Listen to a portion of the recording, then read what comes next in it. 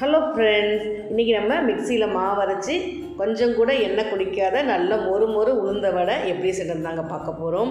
இந்த வீடியோவில் நிறையவே டிப்ஸ் அண்ட் ட்ரிக்ஸ் எல்லாம் இருக்குது. உளுந்த மாவு நம்ம மிக்சி ஜாரில் அரைக்கும் போது ஹீட் ஆகும் இல்லையா, அந்த ஹீட்டாக இல்லாமல் எப்படி மாவு அரைக்கிறது அப்படின்றது இந்த வீடியோவில் பார்க்க போகிறோம்.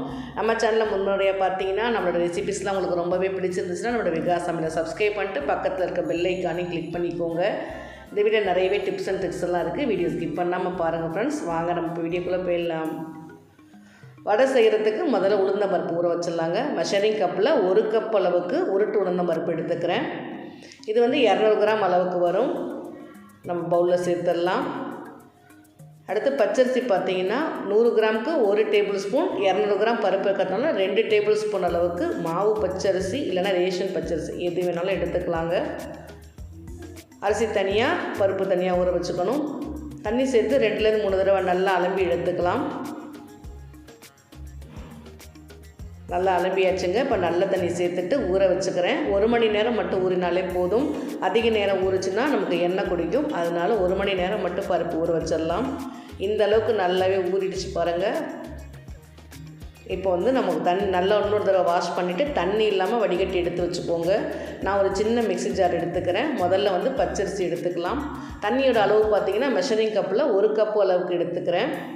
கொஞ்சமாக தண்ணி சேர்த்து முதல்ல பச்சரிசி மட்டும் கொஞ்சமாக குறைன்னு அரைச்சி எடுத்துக்கலாம். ஒரு 80% அரைச்சிக்கோங்க.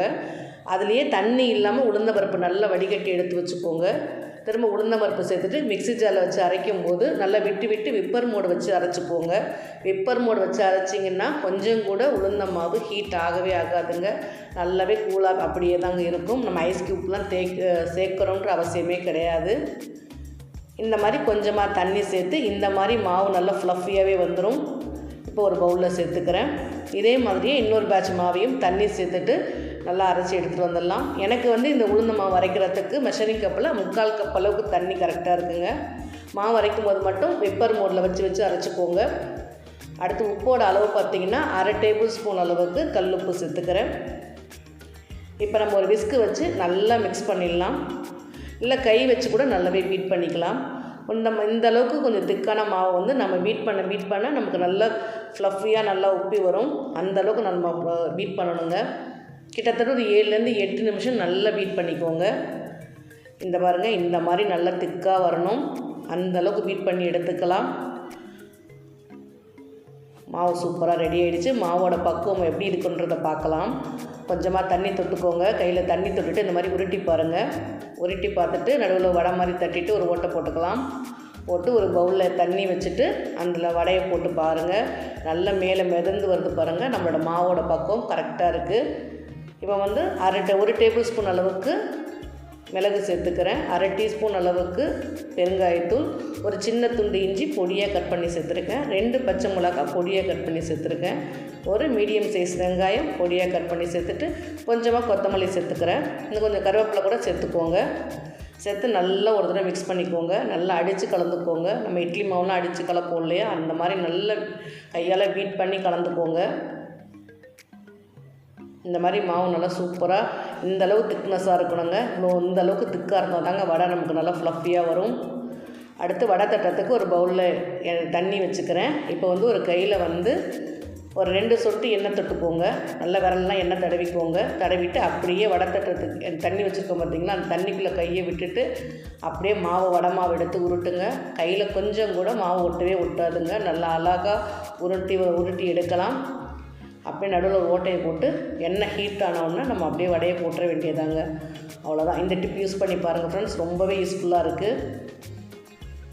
நம்ம அடிக்கடி தண்ணியில் கை வச்சுட்டு வடை மாவில் போட்டோன்னா வடை மாவு தண்ணி ஆகிடும்ல. இனிமேல் அந்த மாதிரி செஞ்சு பாருங்கள். வடை மாவு கொஞ்சம் கூட தண்ணி ஆகவே ஆகாது. நம்ம எப்படி மாவு வச்சுருக்கோமோ கடைசி வரைக்கும் மாவு அப்படியே திக்காகவே இருக்கும். வடை தட்டி போட்டுட்டு ஒரு பக்கம் வெந்ததுக்கு அப்புறம் திருப்பி விட்டுக்கோங்க. இந்த மாதிரி எல்லா பக்கமும் திருப்பி விட்டு நல்லா வேக வச்சு எடுத்துக்கலாம். இப்போ மீடியம் ஹீட் வச்சுக்கோங்க. மீடியம் ஹீட் வச்சு எல்லா பக்கமும் நல்லா திருப்பி விட்டு வேக வச்சு எடுத்துக்கலாம். அப்போ தாங்க உள்ளே இருக்கக்கூடிய மாவு நல்லாவே வேகும். மேலே நல்லா கிறிஸ்பியாக மொறுன்னு வரும். இந்த அளவுக்கு நல்லா நிறம் மாறினோடனே நம்ம அப்படியே வடையை எடுத்துடலாம். பாருங்கள் எந்த அளவுக்கு ஃப்ளஃபியாக நல்லா மொறுன்னு சூப்பராக வந்திருக்கு. அவ்வளோதான். அப்படியே நம்ம ஒரு பிளேட்டில் போட்டுடலாம். அடுத்து வடை தட்டும்போது எண்ணெய் நல்லா ஹீட் அதிகம் வச்சுக்கோங்க. வடை தட்டி நம்ம போடும்போது மீடியம் ஹீட் வச்சுக்கோங்க. மீடியம் ஹீட் வச்சுட்டு வடை தட்டிட்டு நல்லா மீடியம் ஹீட்டில் வச்சு 2 பக்கமும் நல்லா வேக வச்சு எடுத்தோன்னா நல்லா கிறிஸ்பியான மொறு மொறு உளுந்த வடை சூப்பராக ரெடி ஆகிடுச்சு. நான் சொல்லக்கூடிய டிப்ஸ் உங்களுக்கு உபயோகமாக இருந்துச்சுன்னா ஒரு லைக் மட்டும் போடுங்க ஃப்ரெண்ட்ஸ். கமெண்ட்டெல்லாம் பதிவு பண்ணுங்கள். வாங்க நம்ம இப்போ வடை எப்படி இருக்குன்றதை பார்க்கலாம். இப்போ நான் சட்னி அரைச்சிருக்கேன். இன்றைக்கி வடைக்கு நான் வந்து தேங்காய் சட்னி தான் ரெடி பண்ணியிருக்கேன். வரமிளகா போட்ட தேங்காய் சட்னி ரெடி பண்ணியிருக்கேன்.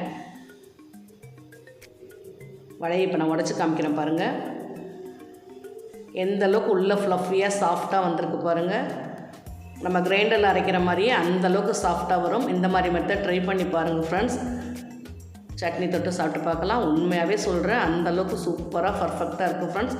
நீங்களும் ட்ரை பண்ணி பாருங்கள். என்னோடய இந்த ரெசிபி உங்களுக்கு ரொம்பவே பிடிச்சிருந்துச்சுன்னா லைக் பண்ணுங்கள், ஷேர் பண்ணுங்கள், கமெண்ட் பண்ணுங்கள். மறக்காமல் என்னோடய சேனலை சப்ஸ்கிரைப் பண்ணிக்கோங்க. தேங்க்யூ.